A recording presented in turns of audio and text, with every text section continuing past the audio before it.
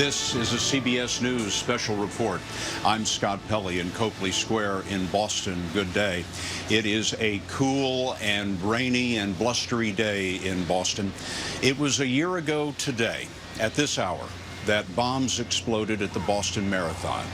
But today, this city and the entire nation will pause to remember the victims, their families, and the incredible acts of courage that the world witnessed that day. We're just across from the marathon finish line on Boylston Street. People are gathering under umbrellas after a memorial service earlier today at the convention center. At 2:49 Eastern Time, the time of the first two bombs last year, the crowd here will fall silent. Then church bells will toll and a flag will be raised. The bombings killed 8-year-old Martin Richard, 29-year-old Crystal Campbell, and 23-year-old Lu Lingji. More than 260 others were wounded.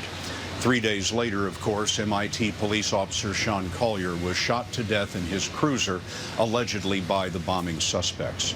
Jeff Glor is here with us in Boston. And Jeff, you went to the memorial earlier inside, and tell us what happened there. Families walking out right now. Vice President Biden said at the end of that service, we own the finish line. That's a lot of what this day is about. We talked to victims and family members these past couple days. They live in this city. They've been in the Back Bay, but many of them have not been back to the finish line. Many of them have not seen the barricades up and the finish line up.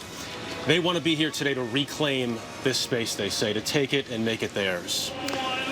And with the beginning of the ceremony, we will fall silent and let you watch the commemoration of that day 1 year ago. To a land that's free. Let us all be grateful for a name so fair. As we raise our voices in a solemn prayer.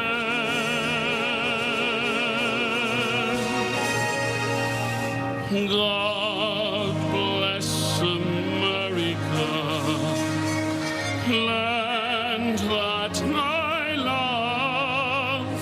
Stand beside her and guide her through the night with a light from above. From the mountains to the prairies to the ocean, wide with God bless America, my home sweet home. God bless America, my home sweet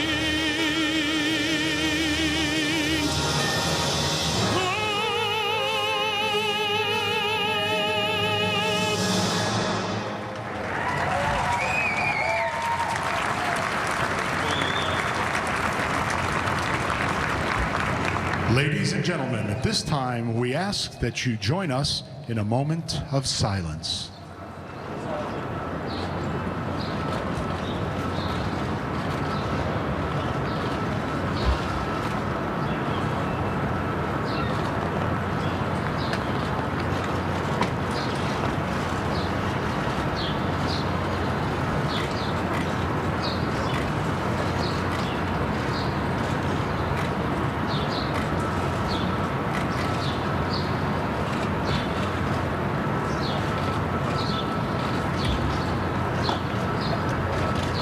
Thank you.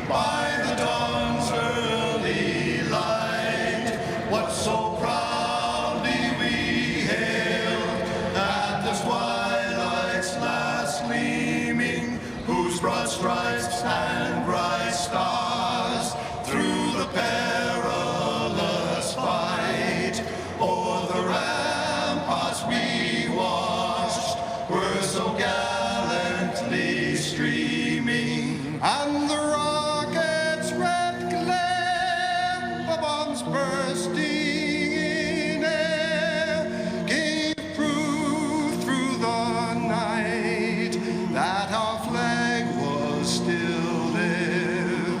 Oh, say does that star-spangled banner yet wave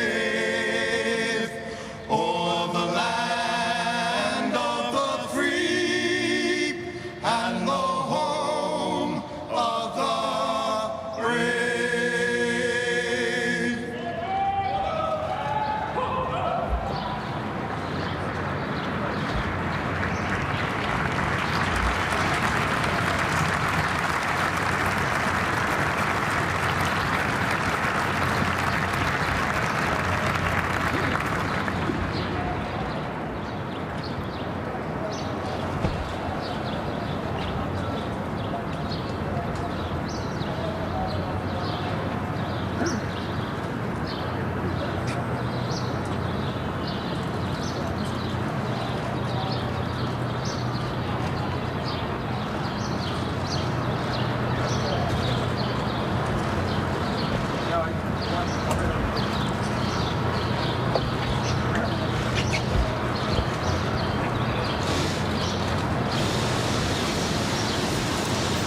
And so, with the Star-Spangled Banner and Old Glory raised high again over Boylston Street, the ceremony ends commemorating that terrible day 1 year ago this day when 2 bombs exploded near the finish line of the Boston Marathon, killing 3 people and wounding more than 260.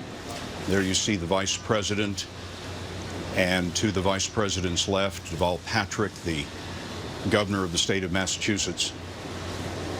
The Vice President said today that they were reclaiming the finish line in the name of the country.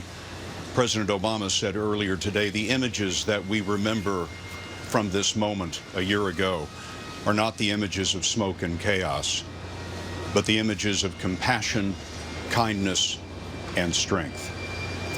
Jeff Glor, you were in the longer memorial ceremony earlier today. Give us a little bit more insight into what happened there. The victims and the families really talk about this now as one big family. You know, 4 died, at least 16 amputees, dozens more were hurt. They have leaned on each other over this past year, and they continue to do that today.